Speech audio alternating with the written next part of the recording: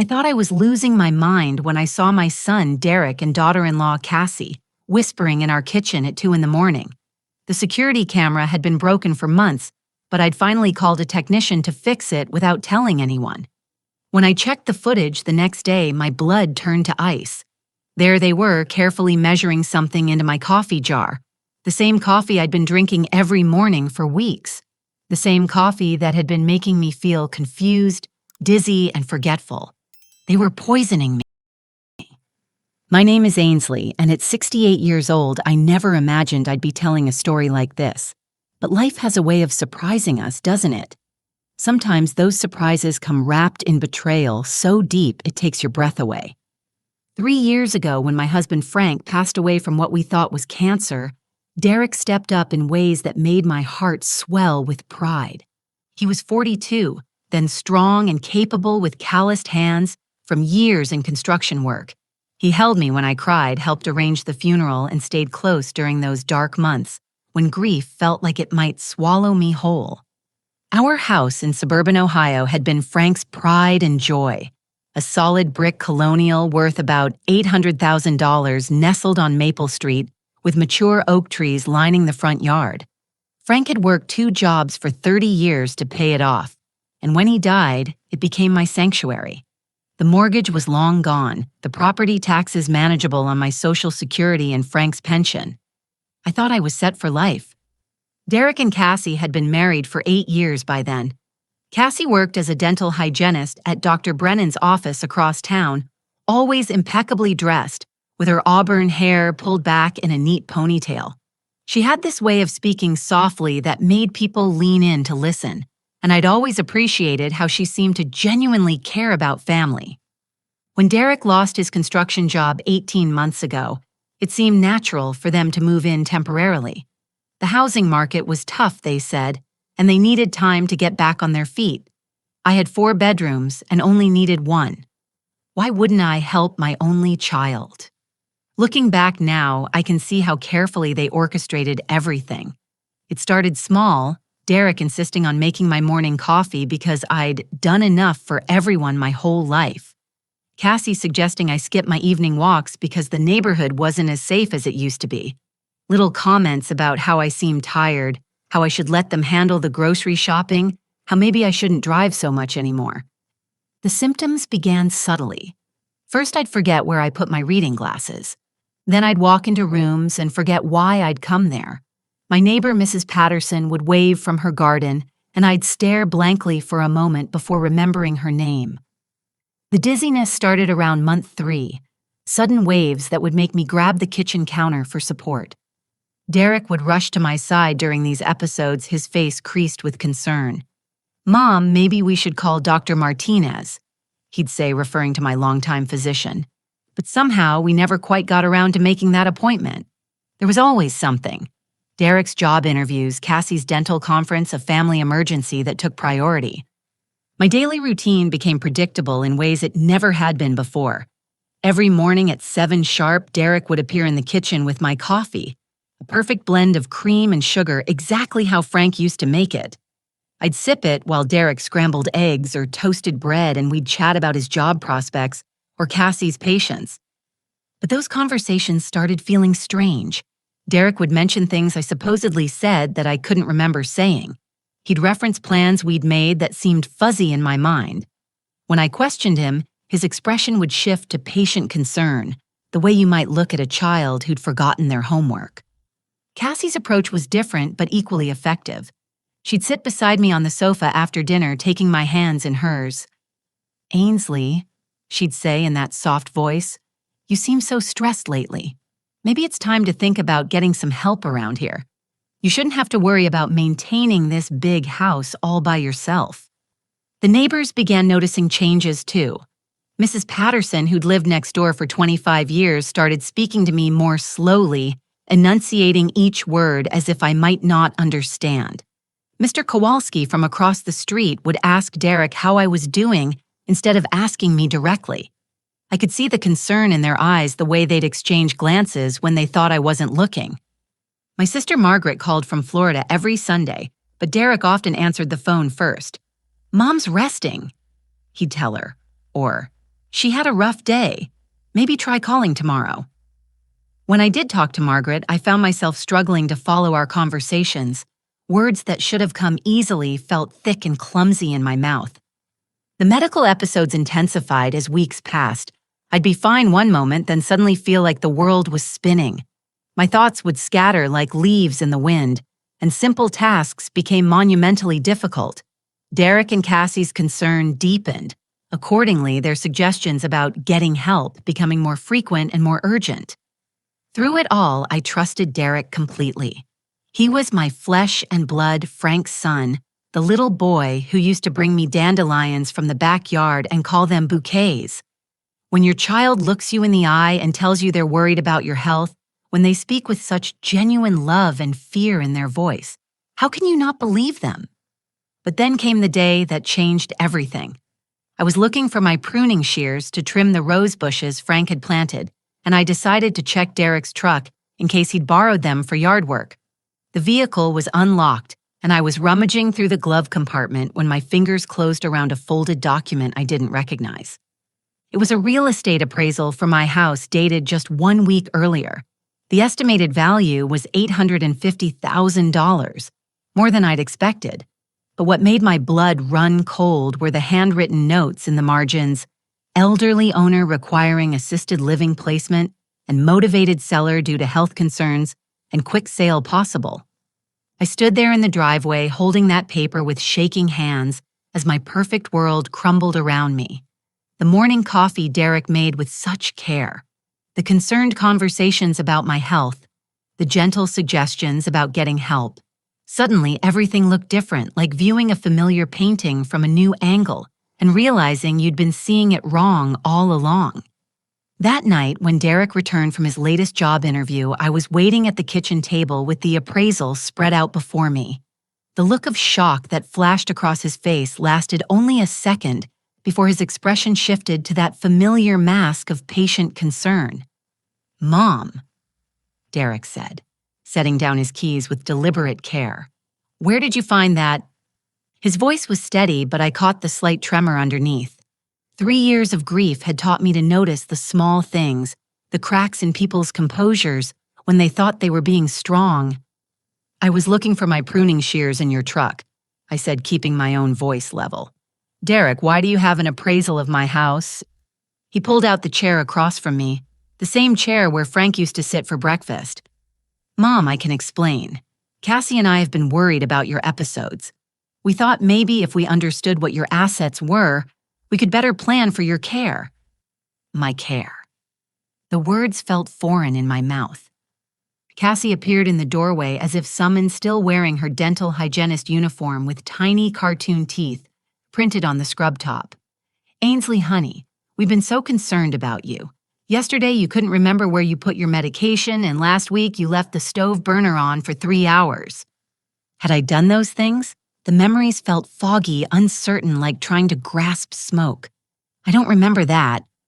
"That's exactly what worries us," Derek said, reaching across to pat my hand. "The memory lapses are getting worse. Maybe it's time to talk to someone who specializes in these things." The conversation continued for another hour with Derek and Cassie tag-teaming their concern.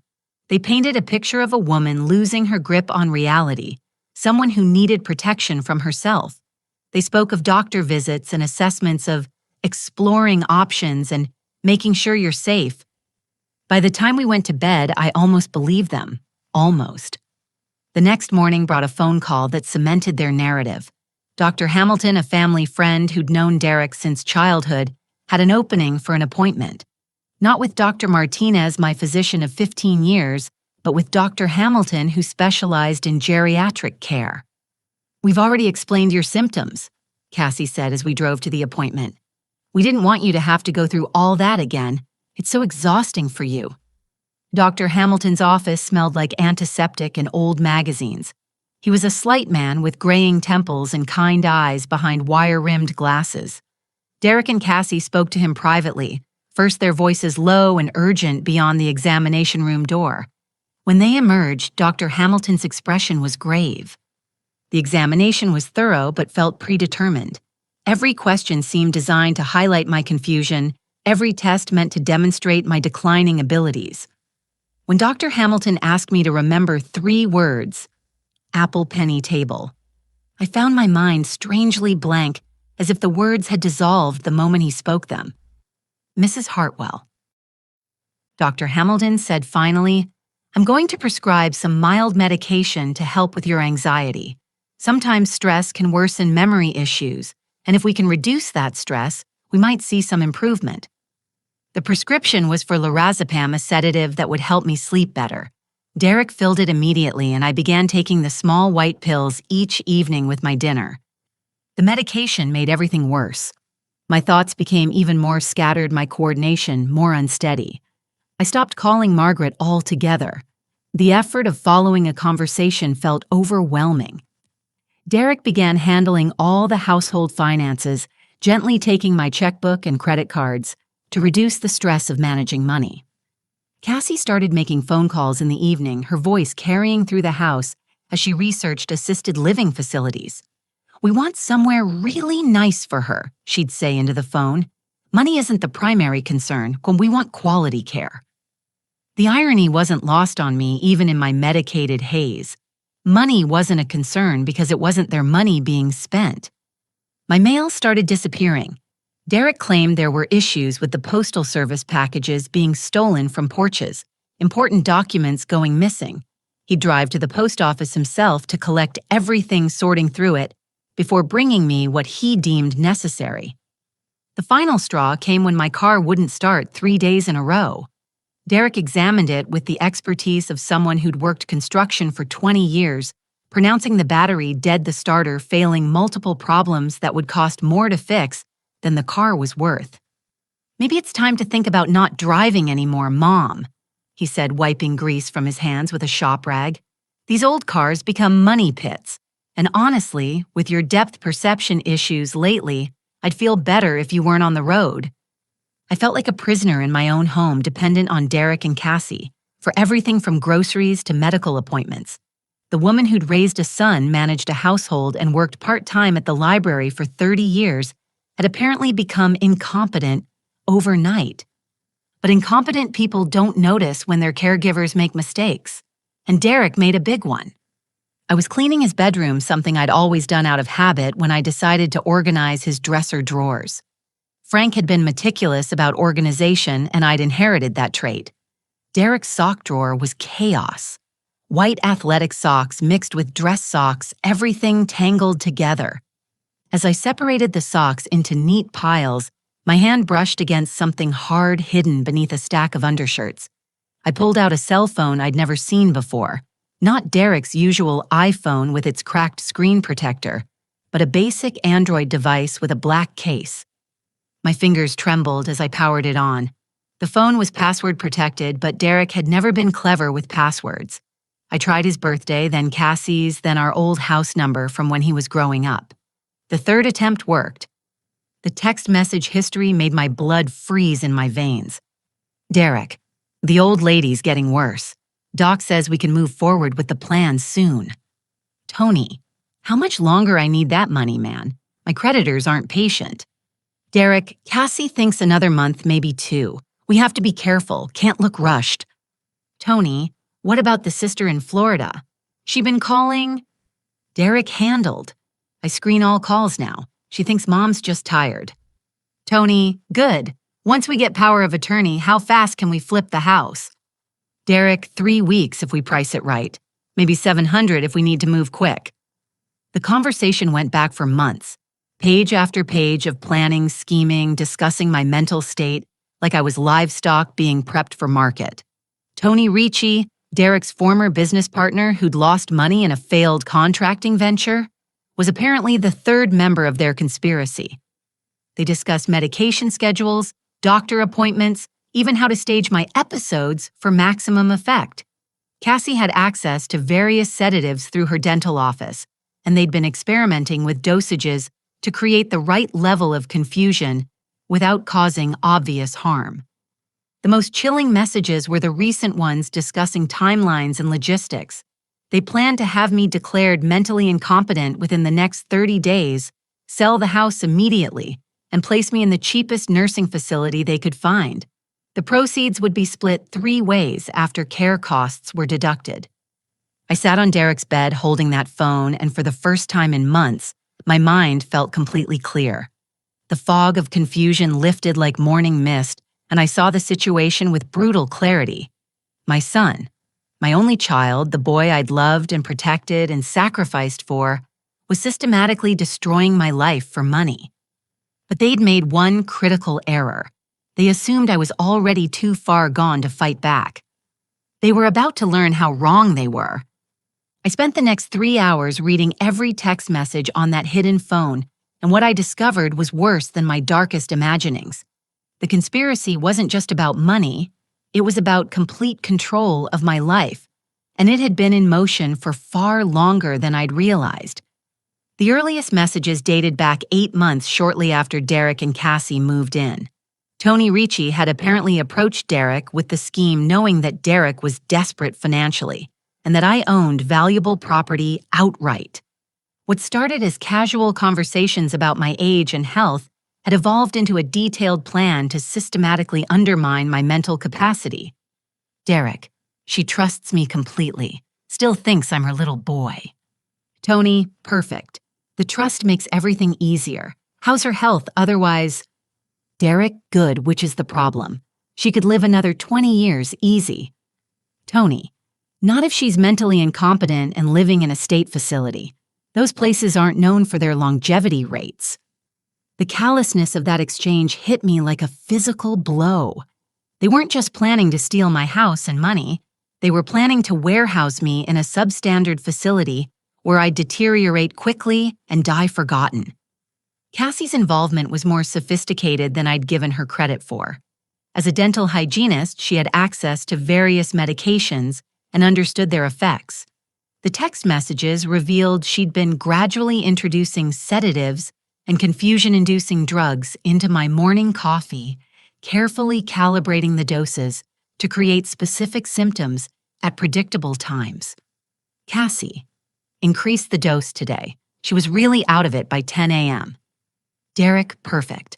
Mrs. Patterson saw her stumbling in the garden, asked if I thought she should be living alone. Tony, neighborhood witnesses are gold. Make sure you document everything. They'd been creating a paper trail of my alleged incompetence, staging incidents, and recording my confused reactions. Derek had even started keeping a journal of my episodes, complete with dates, times, and detailed descriptions of my supposedly declining mental state. Dr. Hamilton's involvement wasn't just professional courtesy, it was financial necessity. The messages revealed that he owed Derek $15,000 from gambling debts accumulated over the past 2 years. Derek had been Derek's family physician when Derek was young and had made some poor choices with online poker that left him vulnerable to blackmail. Derek Doc says he can fast-track the competency evaluation. Owes me that much at least. Tony, what's his story going to be? Derek, rapid onset dementia, probably Alzheimer's. Says the symptoms fit, especially with the medication Cassie's been giving her. The medical fraud was extensive. Dr. Hamilton had been falsifying my medical records, documenting symptoms I'd never exhibited, and creating a fictional narrative of cognitive decline. The mild sedatives he'd prescribed weren't meant to help me. They were meant to worsen my condition and provide legal justification for declaring me incompetent. But the most devastating revelation came in messages from just 3 weeks earlier. Derek and Cassie had been intercepting my mail, including my Social Security checks. They'd forged my signature and been depositing the money into a joint account they'd opened without my knowledge. Derek, $1,500 this month from Social Security plus the pension check.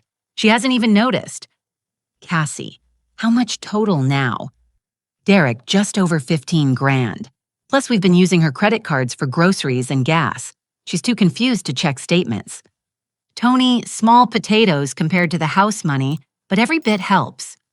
Derek, she signed the power of attorney papers last week without even reading them. Thought they were insurance forms. My hands shook as I read that last message. I had no memory of signing power of attorney documents, but in my medicated state, I might have signed anything Derek put in front of me. The implications were terrifying. If Derek already had power of attorney, he could sell the house without my consent, access all my accounts, make medical decisions on my behalf. The timeline was accelerating. According to the most recent messages, they planned to complete the legal proceedings within 48 hours. Derek had arranged for Dr. Hamilton to conduct an emergency competency evaluation, claiming I'd had a severe episode and was becoming a danger to myself. Tony, Judge Morrison owes me a favor. He'll fast-track the guardianship paperwork once we have the medical evaluation. Derek, what about the house sale? Afrasti santi nothing see you. Tony, already have a buyer lined up. Cash offer $700,000. Can close in 2 weeks. Cassie, what if she fights it? Derek, with what she can't even remember what she had for breakfast. And once she's in the facility, who's going to listen to a crazy old woman? The cruelty of that assessment cut deeper than any physical wound. They'd engineered my confusion, documented my decline, and now planned to use my artificially induced symptoms as justification for stealing everything Frank and I had worked for. But buried in those messages was something they hadn't counted on: their own overconfidence. They documented their entire scheme in writing, created a digital trail of their conspiracy, and assumed I'd never be lucid enough to discover it. I photographed every relevant message with the phone's camera, emailing them to myself from a Gmail account I created on the spot. Then I carefully placed the phone back exactly where I'd found it, arranging Derek's socks to look undisturbed. As I walked back to my own bedroom, my mind was racing but finally clear. The medication fog had lifted, probably because I was processing what I'd learned with white-hot clarity. For the first time in months, I felt like myself again, angry, determined, and very much in control of my faculties. Derek and Cassie had made a fatal assumption. They believed I was helpless, dependent, and too far gone to mount any resistance. They'd counted on my love for Derek, my trust in family, my willingness to believe their concern was genuine. But they'd never dealt with a woman who'd raised a child during the recession of the early 80s, who'd worked 2 jobs to help pay for Derek's education, who'd nursed her husband through cancer while maintaining her dignity and strength. They'd mistaken kindness for weakness, trust for stupidity. I had 48 hours to turn the tables on 3 people who thought they'd already won. It would require careful planning, precise timing, and the kind of strategic thinking that comes from decades of life experience. As I lay in bed that night listening to Derek and Cassie whisper in the next room about tomorrow's doctor's appointment, I smiled for the first time in months. They thought they were closing in for the kill. They had no idea the prey had just become the hunter. The next morning, I did something I hadn't done in months. I poured my coffee down the kitchen sink drain while Derek was in the shower. The coffee he'd prepared with such loving care, the same blend of cream and sugar Frank used to make, went swirling down the disposal, along with whatever pharmaceutical cocktail Cassie had mixed in. Instead, I made my own coffee with beans I found in the back of the pantry, the dark roast Frank had always preferred for Sunday mornings. Within 2 hours, my head felt clearer than it had in months. The persistent fog that had been clouding my thoughts began to lift, like curtains being pulled back from windows. Colors seemed brighter, sounds more distinct, my own thoughts sharper and more focused. Derek noticed immediately when he came downstairs. "Mom, you seem more alert today. How are you feeling?" I made my face deliberately vague, adding a slight tremor to my voice. "I'm not sure, honey. Everything feels strange this morning. Maybe I should go back to bed." "That's probably a good idea," he said, relief evident in his tone. "Remember, we have that appointment with Dr. Hamilton this afternoon." I nodded absently, then deliberately fumbled with my coffee mug as if I'd forgotten how to hold it properly. Derek rushed to steady my hands, his concern perfectly performed for an audience of 1. The irony wasn't lost on me. For months, I'd been genuinely confused and disoriented, desperately seeking help from the very people who were causing my symptoms. Now that my mind was clear, I had to pretend to be the confused woman they'd created. While Derek and Cassie whispered in the kitchen about my good days and bad days, I retreated to my bedroom and began planning. The first priority was documentation. I needed evidence that would stand up in court, evidence that couldn't be dismissed as the paranoid fantasies of an elderly woman with dementia. I retrieved Frank's old tape recorder from the closet, a bulky device he'd used for recording business meetings. The tapes were outdated technology, but that worked in my favor. Derek and Cassie wouldn't think to look for such an old-fashioned surveillance method. I also remembered the security camera situation. The kitchen camera had been broken for months after a power surge, just sitting there, like a dead eye watching nothing. But I'd called A1 Security Services the week before, or tried to, through my medicated haze, to arrange repairs. I couldn't remember if I'd actually scheduled anything, but it was worth checking. A phone call confirmed my half-remembered conversation. The technician was scheduled to arrive Tuesday morning while Derek and Cassie would be out. Derek at a job interview, Cassie at work. Perfect timing for what I had in mind. The appointment with Dr. Hamilton that afternoon was a masterclass in performance. I arrived looking appropriately confused and disoriented, allowing Derek to guide me like an invalid. In the waiting room, I stared blankly at magazines, occasionally asking Cassie what year it was or where we were going. Dr. Hamilton's examination was thorough but predetermined. He tested my reflexes, asked about my medications, and had me perform simple cognitive tasks. I deliberately failed several, making calculation errors and seeming to forget common words. All the while I was watching his face, noting how he documented each symptom with satisfaction. "Mrs. Hartwell," he said finally, "I'm concerned about the rate of your cognitive decline. I think we need to consider more intensive care options." Derek leaned forward. "What kind of options, Doctor?" "Well, there are excellent assisted living facilities that specialize in memory care, and given the progression I'm seeing, we should discuss guardianship arrangements to ensure your mother's financial and legal affairs are properly managed." Cassie squeezed my hand with fake sympathy. "Whatever you think is best, Doctor. We just want her to be safe." I nodded along, playing the part of the bewildered patient while memorizing every word. They were moving faster than their text messages had indicated, probably sensing an opportunity to capitalize on my apparent vulnerability. On the drive home, I pretended to doze while Derek and Cassie discussed the appointment. They were pleased with how smoothly everything had gone, confident that Dr. Hamilton would provide the medical documentation they needed for their legal proceedings. That evening, I made my first real move. While Derek and Cassie watched television in the living room, I called my sister Margaret in Florida from the landline in the kitchen, keeping my voice low. "Margaret, it's Ainsley. I need you to listen carefully and don't ask questions right now. I need you to fly up here tomorrow. Tell Derek if he asks that you're coming for a routine visit, nothing special. Can you do that?" "Ainsley, you sound different. Are you all right?" "I will be. But I need your help and I need you to trust me. Can you get a flight tomorrow?" Margaret had been my closest ally since childhood, the sister who'd helped me through Frank's illness and death. She heard something in my voice that convinced her not to argue. "I'll be there by evening. Should I call Derek to let him know?" "No, I'll handle that. Just come." The next morning brought the security technician as scheduled. Derek had left early for his job interview, a convenient fiction that allowed him to meet with Tony Ricci about finalizing their plans. Cassie was at the dental office maintaining her normal routine to avoid suspicion. The technician was a young man named Kevin with calloused hands and a methodical approach to his work. He replaced the damaged components in the kitchen camera and tested the system thoroughly, showing me how to access the recordings on my laptop. "The motion activation is working perfectly now, ma'am," he explained. "It'll record automatically whenever someone enters the kitchen, and you can review the footage anytime online." I paid him in cash and made sure all the paperwork showed the repair date clearly. If Derek and Cassie noticed the camera was working again, I'd claim I'd forgotten about calling for service. Just another sign of my deteriorating memory.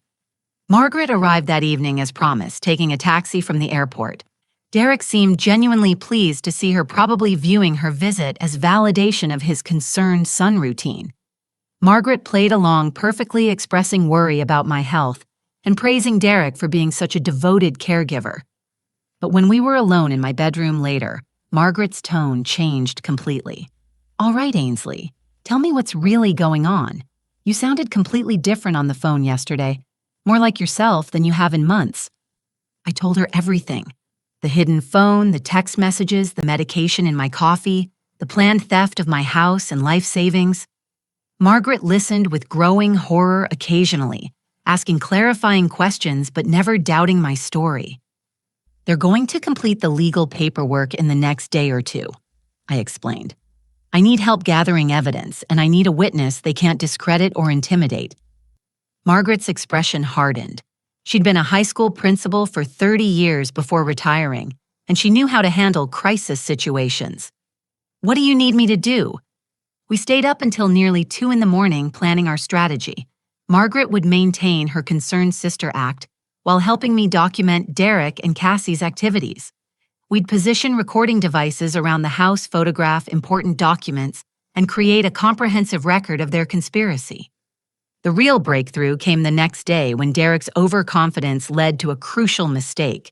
He received a phone call from Tony Ricci around 10 in the morning, and thinking I was upstairs napping and Margaret was at the grocery store, he took the call in the kitchen, directly beneath the newly repaired security camera. I watched from my bedroom window as Derek gestured animatedly during the conversation, his voice carrying through the house. The camera captured every word, every expression, every detail of their coordination. "The old lady's having a bad day," Derek said into the phone. "Perfect timing for the competency hearing. Doc Hamilton is ready to file the paperwork this afternoon." Tony's responses weren't audible, but Derek's side of the conversation filled in the gaps. "Yeah, the sister's here, but that actually works in our favor. Shows how concerned the family is." A pause. "No, she's just as confused as ever. Hasn't suspected anything." Another pause, then Derek laughed coldly. "Trust me, by this time next week we'll have full control. The house sale can proceed immediately after that." The final piece of their conversation chilled me to the bone. "What about long-term care?" Derek asked. "Yeah, I know we discussed Pine Valley, cheapest facility in the state, and they don't ask too many questions about family visits." Pine Valley was a notorious nursing home an hour outside the city, known for warehousing patients with minimal oversight. It had been investigated multiple times for neglect and abuse, but somehow remained open because it accepted patients other facilities wouldn't take. That evening, Derek announced that Dr. Hamilton wanted to see me again the following morning for additional tests. "Just a formality," he assured me, "but the doctor wants to complete his evaluation before recommending next steps." I nodded absently, playing my role, while inside I felt a cold satisfaction. Tomorrow would indeed be evaluation day, but not the kind Derek and Cassie were expecting. As I lay in bed that night listening to them whisper about guardianship papers and bank transfers, I smiled in the darkness. They'd spent months thinking they were so clever, so careful, so perfectly positioned to destroy my life. Tomorrow they'd learn what it felt like when the hunter became the hunted. I woke up on Thursday morning and made the performance of a lifetime. When Derek brought me my coffee, the same poison brew he'd been serving for months, I took a few sips and then began stumbling around the kitchen in apparent confusion. "Where am I?" I asked, looking around with wide, frightened eyes. Derek, who are these people in my house? Margaret, who was sitting at the breakfast table, played her part perfectly. "Ainsley, honey, it's me. It's Margaret, your sister." I stared at her blankly, then turned to Derek with panic in my voice. "I don't know who she is. Why is she here? I want to go home." "Mom, you are home," Derek said, but I could see the excitement in his eyes. This was exactly the kind of episode he'd been hoping for, especially with Dr. Hamilton's evaluation scheduled for later that morning. I continued the charade for 20 minutes, alternating between confusion and agitation. I pretended not to recognize Cassie when she came downstairs, asked repeatedly what day it was, and at one point tried to leave the house because I insisted I needed to go home to Frank. Derek documented everything, taking notes on his phone about my behavior, and even recording a short video of me looking lost and frightened. He was building his case in real time, never suspecting that I was building mine as well. The hidden tape recorder in my pocket captured every word of his commentary to Cassie. "This is perfect. Dr. Hamilton will see exactly what we've been dealing with. There's no way anyone could argue she's competent to manage her own affairs. While I maintained my confused act, Margaret excused herself to make phone calls about getting help for Ainsley. In reality, she was contacting the people I'd asked her to reach: Judge Patricia Summers, my old friend from the library board who now served on the county court, and Detective Sarah Chen from the Elder Abuse Unit of the local police department. Margaret had also been busy gathering physical evidence. She'd photographed Derek's hidden phone while he was in the shower, documented the forged signatures on my bank statements, and even collected a sample of my coffee before I poured it out, sealing it in a small jar for potential lab analysis. Dr. Hamilton's office called at 9:30 to confirm my 10 o'clock appointment. Derek was practically vibrating with anticipation, probably envisioning the official medical declaration of incompetence that would give him complete legal control over my life. But as we prepared to leave for the appointment, I had one more card to play. "Derek," I said in a small, frightened voice, "I don't want to go to the doctor. I'm scared. Can't we just stay home today?" "Mom, we have to go. Dr. Hamilton is worried about you and we need to make sure you're okay." I began to cry. Real tears, because the emotion behind them was genuine even if the context was performance. "I feel like something terrible is going to happen. Please, can't we wait until tomorrow?" Derek's patience was wearing thin. He needed that medical evaluation to proceed with his timeline, and my resistance was threatening his carefully orchestrated plan. "Mom, you're not thinking clearly. This is exactly why we need to see the doctor." Cassie took my other arm, her voice saccharine with false comfort. "Ainsley, honey, we're only trying to help you. You'll feel so much better once Dr. Hamilton explains what's happening." As we drove to the appointment, I sat in the back seat looking appropriately confused and frightened, while actually feeling more alert and focused than I had in months. The coffee's effects were completely out of my system now, and my mind was working with the clarity of someone fighting for their life. Dr. Hamilton's office was busier than usual, which worked in my favor. In the waiting room, I made sure other patients witnessed my apparent confusion, asking loudly where I was and why these strangers had brought me here. Derek and Cassie performed beautifully for our audience, speaking in patient, concerned voices about my condition, while exchanging meaningful looks with each other. They were so confident in their roles, so certain of the outcome, that they never noticed how other people in the waiting room were observing them as much as me. When Dr. Hamilton called us back, Derek immediately launched into a detailed account of my morning episode. He showed the doctor his phone recordings, described my confusion and agitation, and painted a picture of someone in rapid cognitive decline.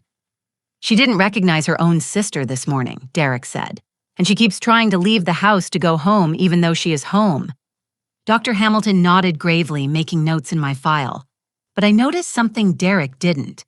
Judge Patricia Summers' clerk had called the doctor's office earlier, requesting copies of all medical records related to my case. Dr. Hamilton was trying to appear calm, but there was nervous tension in his movements. The examination itself was a farce. Dr. Hamilton asked me questions designed to highlight confusion, tested my memory with tasks I deliberately failed, and documented every sign of cognitive impairment with theatrical concern. But when he asked me to sign consent forms for additional treatment, I played my final card. "I don't understand these papers," I said, staring at the documents with apparent bewilderment. "The words don't make sense. Can Derek read them to me?" Derek practically lunged for the papers, eager to maintain control over what I was signing. As he read through the consent forms, his voice confident and paternalistic, I noticed Dr. Hamilton watching him with something approaching unease. After the appointment, as we drove home, Derek was euphoric. "Dr. Hamilton says he'll have the competency evaluation completed by tomorrow morning. He's recommending immediate guardianship and residential placement for your safety." Cassie turned around to smile at me with false sympathy. "We found a really nice place for you, Ainsley. You'll have round-the-clock care and won't have to worry about anything anymore." I nodded absently, but inside I was counting down the hours. Margaret had confirmed that Judge Summers would be available for an emergency hearing the next morning, and Detective Chen had agreed to coordinate with the district attorney's office based on the evidence we'd gathered. That evening, while Derek and Cassie celebrated their apparent victory with wine in the living room, I made my final preparations. The security camera had captured 3 more crucial conversations, including one where Derek and Tony Ricci discussed dividing the money from my house sale, and another where Cassie detailed exactly which medications she'd been putting in my coffee. Margaret and I had also discovered something that changed everything. Derek had been keeping detailed financial records of his thefts, apparently for tax purposes. Hidden in his bedroom closet was a folder containing receipts, bank statements, and calculation sheets showing exactly how much money he'd stolen and how he planned to hide the income from the IRS. As I went to bed that night, I could hear Derek and Cassie in the next room, their voices excited and satisfied as they made final plans for my institutionalization. They talked about closing dates and real estate agents, about power of attorney paperwork and asset transfers. They had no idea that in 12 hours their entire world would collapse around them. I set my alarm for 6 in the morning and fell asleep with Frank's wedding ring clutched in my hand, drawing strength from the memory of a man who'd never betrayed the people he loved. Tomorrow I'd fight back, not just for myself, but for his memory, for the life we'd built together, for the dignity they thought they could steal from me. The hunters were about to become the hunted, and they wouldn't see it coming until it was far too late. I woke up at 5:30, 30 minutes before my alarm, feeling more alert and focused than I had in a year. While Derek and Cassie slept peacefully in the next room, probably dreaming about their stolen fortune, I made final preparations for what would be the most important day of my life. Margaret was already awake, sitting in the kitchen with her own cup of coffee and a folder full of printed emails, photographs, and documentation we'd gathered. "Are you ready for this?" she asked quietly. "I've been ready since the moment I found that phone," I replied. They made one fatal mistake. They underestimated their victim.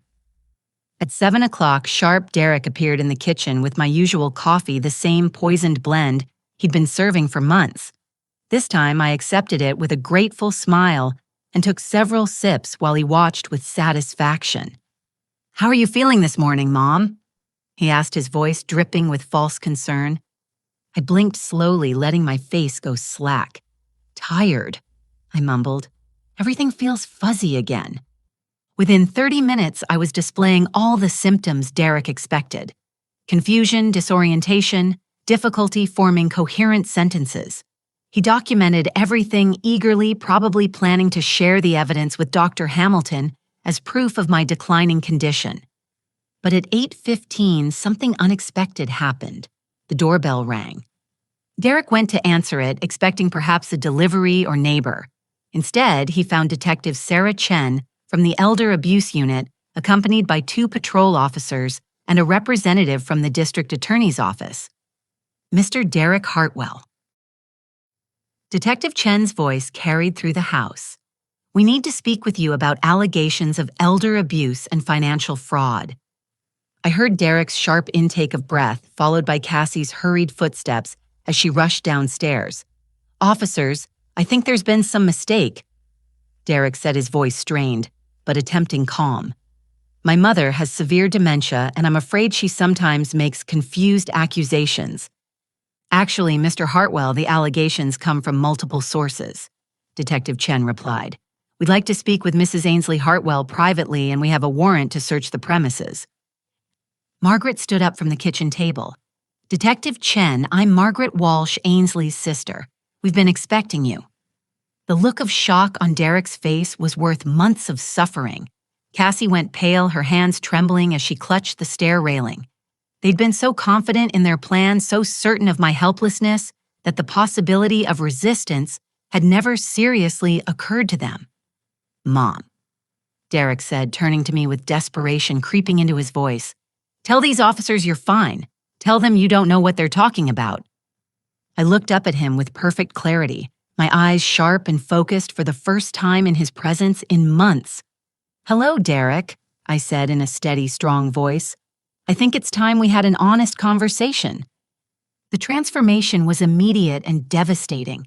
Derek's face went from confidence to confusion to growing horror as he realized his confused, medicated mother had somehow vanished, replaced by a woman who was clearly in full control of her faculties.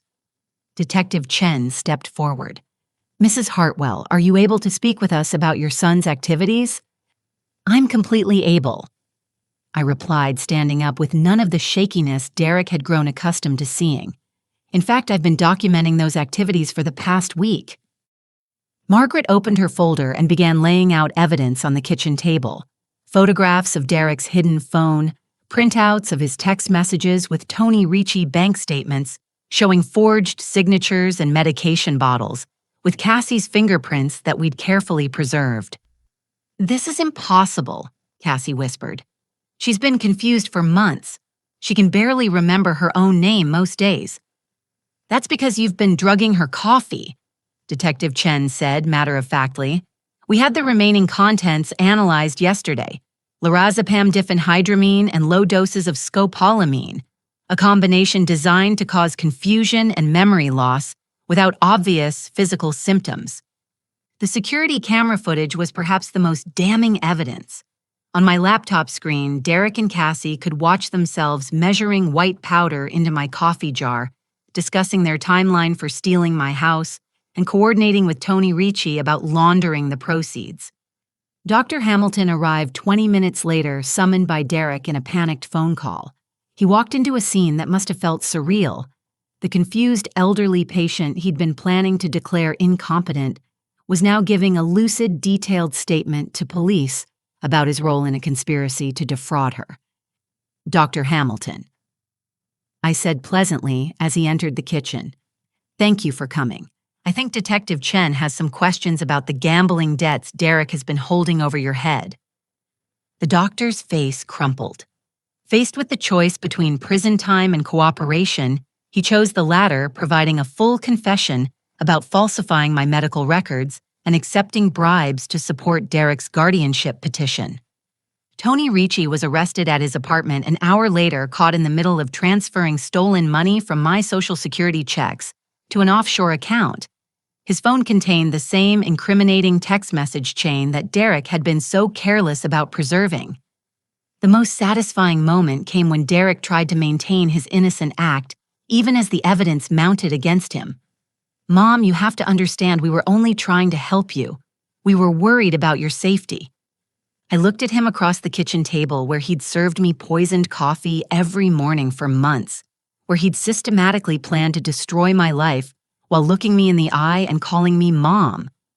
"Derek," I said quietly, "I raised you better than this. Your father worked 2 jobs for 30 years so you could have opportunities he never had. I sacrificed my own dreams to make sure you graduated college debt-free. And this is how you repay that love, by drugging me into confusion so you can steal everything we built together." For the first time, Derek's facade cracked completely. Maybe it was guilt. Maybe it was the realization that his scheme had failed so spectacularly, but tears started streaming down his face. "I needed the money, Mom. I owe people, dangerous people. Tony said it would be easy, that you'd never know that we'd take care of you in a nice facility." "Pine Valley Nursing Home is not a nice facility, Derek. It's where you send people you want to disappear." Cassie chose that moment to try throwing Derek under the bus completely. "I never wanted to hurt you, Ainsley. Derek forced me to help him. He said if I didn't cooperate, he'd leave me and I'd lose everything." Detective Chen was unimpressed by the finger-pointing. "Mrs. Cassie Hartwell, you're under arrest for elder abuse conspiracy to commit fraud and illegal distribution of controlled substances. You have the right to remain silent." As the handcuffs clicked around Cassie's wrists, she looked at me with something approaching disbelief. "How did you figure it out? You were so confused, so dependent on us." I smiled at her with the satisfaction of someone who'd just won a war they were supposed to lose. "Cassie, honey, you should never underestimate a woman who's survived 68 years of life. We're tougher than we look." The house felt different after they led Derek and Cassie away. Lighter somehow, as if the oppressive weight had been lifted from the walls themselves. Margaret and I sat in the kitchen with Detective Chen completing paperwork and statements, while crime scene technicians documented evidence throughout the house. "Mrs. Hartwell," Detective Chen said, "What you did here took tremendous courage. Most victims in your situation never recover enough to fight back." "Detective," I replied, "they made one critical error in their planning. They thought stealing my money and my house was enough. But they also tried to steal my dignity, my independence, and my right to make decisions about my own life. That was a bridge too far." As the sun set that evening, I stood in my garden among Frank's roses, breathing free air for the first time in months. Tomorrow would bring court hearings and legal proceedings, but tonight I was simply a woman who'd reclaimed her life from people who thought they owned it. The hunters had become the hunted, and justice was finally within reach. 6 months later, I stood in Judge Patricia Summers' courtroom, listening to the final sentencing in what the local newspaper had dubbed the coffee cup conspiracy. Derek received 25 years for elder abuse, financial fraud, and conspiracy to commit murder, because investigators had determined that Frank's death hadn't been entirely natural either. The exhumation of Frank's body revealed elevated levels of digoxin, a heart medication he'd never been prescribed. Derek had been practicing his poisoning techniques longer than any of us realized, accelerating Frank's death from cancer to speed up his inheritance timeline. The revelation hit me like a physical blow, but it also brought closure to questions I'd carried for 3 years about Frank's sudden decline in his final weeks. Cassie received 20 years for conspiracy and her role in the systematic drugging that had nearly destroyed my mind. Her dental license was permanently revoked, and her tearful courtroom apology fell on deaf ears. There's no redemption for someone who spends months watching an elderly woman deteriorate while knowing you're causing the suffering. Dr. Hamilton lost his medical license and received 10 years for medical fraud and conspiracy. His gambling addiction had made him vulnerable to Derek's blackmail, but that didn't excuse his willingness to falsify medical records and declare a healthy woman mentally incompetent for money. Tony Ricci, the architect of the entire scheme, received 15 years for financial conspiracy and attempted fraud. His previous bankruptcy and desperate need for money had led him to target vulnerable families, and investigators discovered Derek and I weren't his first victims. The financial recovery was even more satisfying than the criminal convictions. Every penny Derek had stolen was returned with interest, plus substantial damages awarded by the civil court. My house, which Derek had tried to sell for $700,000 in a quick cash deal, was appraised at $950,000 after I invested in some strategic improvements. But the money was never really the point. The point was reclaiming my life, my dignity, and my right to make decisions about my own future. Margaret moved to Ohio, permanently buying a charming cottage 3 blocks away, so we could be close without living together. At our age, we'd learned the value of independence, but also the importance of having family you can actually trust nearby. The most unexpected development came through my volunteer work with Elder Justice Ohio, the foundation I established using part of the settlement money.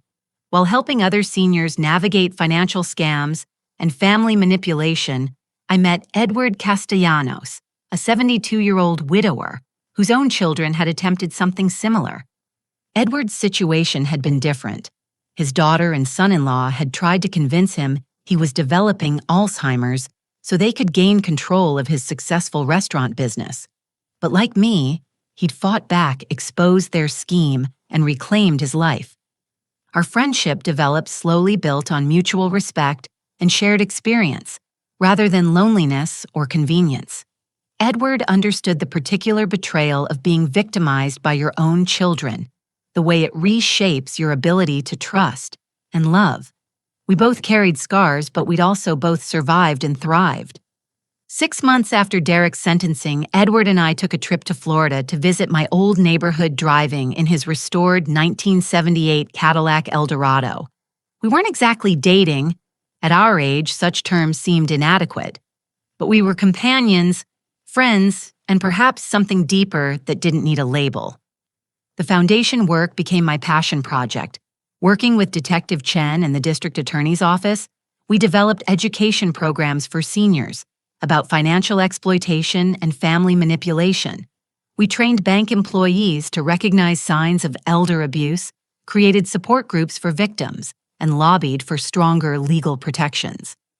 The most rewarding part was meeting other survivors who'd fought back against their abusers. There was Helen Martinez, whose grandson had been stealing her pension checks for 2 years before she caught him and had him arrested. There was William Thompson, whose daughter-in-law had been slowly poisoning him with insulin to accelerate his diabetes complications. Each story was different, but the pattern was always the same. Family members who saw elderly relatives as assets to be harvested rather than people to be respected. And in every case, the key to recovery was the same: refusing to accept the victim role and fighting back with intelligence, planning, and determination. My relationship with the neighborhood changed too. Mrs. Patterson and Mr. Kowalski, who'd watched my apparent decline with concern, became fierce protectors and advocates. The block established an informal watch system for elderly residents, checking on each other regularly and staying alert for signs of financial exploitation. The security camera that had captured Derek and Cassie's confessions became something of a neighborhood legend. When other families faced similar situations, they'd call to ask about Ainsley's camera solution, how to gather evidence discreetly while maintaining personal safety. I kept the house on Maple Street but made it truly mine for the first time since Frank's death. I renovated the kitchen where I'd been systematically poisoned, turning it into a bright, welcoming space where Edward and I could cook together and Margaret could visit without painful associations. Derek wrote me letters from prison for the first few months, alternating between apologies and blame, between asking for forgiveness and insisting he'd been desperate and had no choice. I read them all, then filed them away without responding. Some betrayals are too deep for reconciliation, some trust too shattered for repair. The most profound change was internal.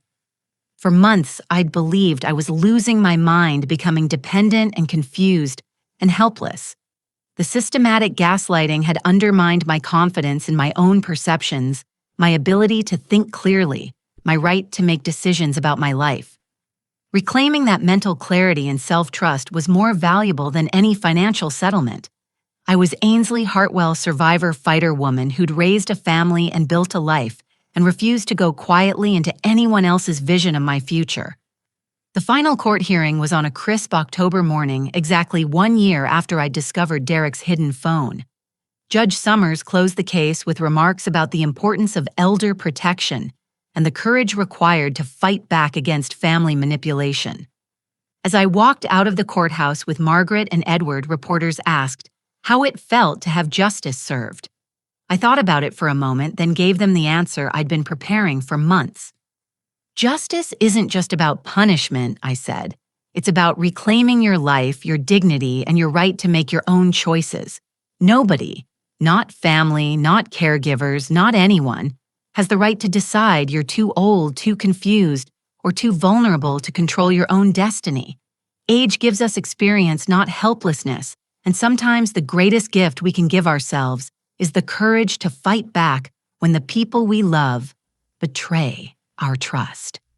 That evening, Edward and I sat in my garden among Frank's roses, watching the sunset paint the sky in shades of gold and crimson. Margaret was inside making dinner, and the house felt full of life and possibility in ways it hadn't for years. "Do you think you'll ever trust family again?" Edward asked, his weathered hands gentle on mine. I considered the question seriously. I think I've learned the difference between love and manipulation, between genuine care and self-interest disguised as concern. Derek taught me that sharing blood with someone doesn't make them trustworthy, but Margaret proved that real family, the kind you choose and build and protect, is worth fighting for. As the stars came out over Ohio, I reflected on the journey from victim to survivor to advocate. The woman who'd been systematically poisoned in her own kitchen had become someone who helped others avoid the same fate. The confused, dependent elderly woman Derek had created was gone, replaced by someone stronger and more determined than ever. I'd learned that wisdom isn't weakness, that age doesn't equal vulnerability, and that sometimes the people who try to diminish us give us the greatest gift of all, the motivation to prove them wrong. Now I want to hear from you. Have you ever had to fight back against someone who underestimated your strength? Have you faced betrayal from people you trusted completely? Your story matters, and sharing it might help someone else find the courage to stand up for themselves. Please leave a comment below. I read every single one, and your experiences help other viewers realize they're not alone in their struggles. If this story touched your heart or made you think about the importance of protecting our elderly community members, please give this video a like. It helps more people find these stories and maybe recognize warning signs in their own lives or the lives of people they care about. Don't forget to subscribe for more stories about ordinary people who found extraordinary strength when life tested them. Every subscriber helps us reach more people who need to hear that they have the power to fight back no matter what their age or circumstances. And please share this video with friends and family members who might benefit from Ainsley's story. Sometimes the most important gift we can give someone is the knowledge that they don't have to accept mistreatment just because it comes from people they love. Thank you for taking this journey with me today. Remember, you're stronger than you know, wiser than they think, and worthy of respect no matter how many candles are on your birthday cake. Until next time, take care of yourselves and the people you love. They're counting on you just like you can count on your own inner strength when the world tries to tell you you're powerless. Keep fighting the good fight and never let anyone convince you that your voice doesn't matter.